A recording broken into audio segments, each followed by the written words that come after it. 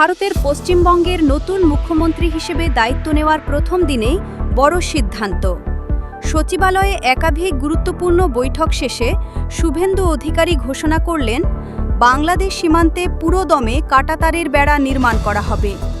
এই উত্তেজনাপূর্ণ ঘটনায় দুই দেশের সম্পর্কে নতুন করে উত্তাপ ছড়িয়েছে। বিস্তারিত জানতে ভিডিওটি শেষ পর্যন্ত দেখুন।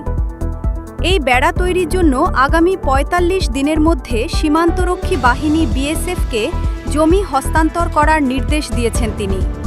পশ্চিমবঙ্গের এই নতুন সিদ্ধান্তে তীব্র প্রতিক্রিয়া জানিয়েছে ঢাকা।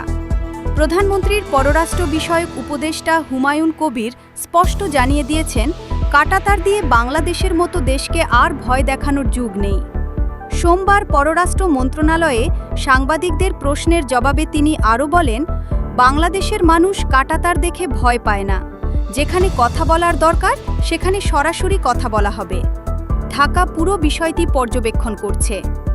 হুমায়ুন কবির আশা প্রকাশ করে বলেন, আওয়ামী লীগ সরকারের আমলের মতো সীমান্তের অবস্থা কখনোই ফিরে আসবে না।